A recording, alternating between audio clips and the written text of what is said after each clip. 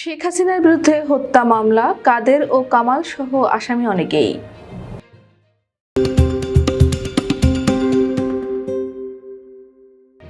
রাজধানীর মোহাম্মদপুরে আবু সায়েদ নামের এক মুদি দোকানিকে গুলি করে হত্যার অভিযোগে আওয়ামী লীগ সভাপতি ও সাবেক প্রধানমন্ত্রী শেখ হাসিনা সহ 7 জনের বিরুদ্ধে অভিযোগ এজাহার হিসেবে রেকর্ড করার জন্য থানা পুলিশকে নির্দেশ দিয়েছেন আদালত। ঢাকার চিফ মেট্রোপলিটন ম্যাজিস্ট্রেট আদালতের ম্যাজিস্ট্রেট রাজেশ চৌধুরী আজ মঙ্গলবার বেলা 2:45টার দিকে এই আদেশ দেন। হত্যার মামলাটি রেকর্ড করতে মোহাম্মদপুর থানা পুলিশকে নির্দেশ দেওয়া হয়েছে।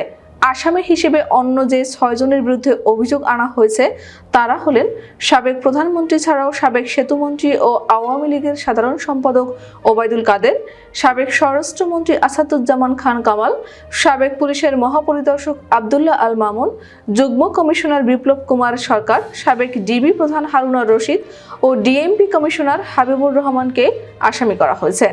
এছাড়া অজ্ঞাতনামা পুলিশ কর্মকর্তা বা পুলিশের সদস্য ও তৎকালীন সরকারের ঊর্ধ্বতন কর্মকর্তাদের অজ্ঞাতনামা হিসেবে মামলায় আসামি করা হয়েছে। এর আগে আজ একই আদালতে মামলাটি নেওয়ার জন্য আবেদন করেন আদাবর এলাকার বাসিন্দা ব্যবসায়ী SM আমির হামজা শাতিল। আবেদনের পরিপ্রেক্ষিতে আজ দুপুর 12টার দিকে আদালত মামলার বাদী আমির হামজার জবানবন্দি রেকর্ড করেন। পরে FIR হিসেবে গ্রহণ করতে পুলিশকে আদেশ দেন আদালত। মামলার এজাহারের তথ্য বলছে, কোটা সংস্কার আন্দোলন চলাকালে পুলিশ নির্বিচারে গুলি চালায়। গুলিতে গত 19 জুলাই মোহাম্মদপুরের বছিলায় মুদি দোকানি আবু সায়েদ নিহত হন। কোটা সংস্কার আন্দোলনকে কেন্দ্র করে সংঘর্ষ সংঘাতে এখন পর্যন্ত 580 জনের নিহত হওয়ার খবর জানা গেছে। মামলার অভিযোগে বলা হয়েছে, সম্প্রতি কোটা সংস্কার আন্দোলনে হাজার হাজার ছাত্র জনতা মিছিল সমাবেশ করে। ওইসব শান্তপূর্ণ মিছিলে দেশের বিভিন্ন এলাকায় নির্বিচারে গুলি চালানো হয়। বহু ছাত্র জনতা নিহত ও আহত হন।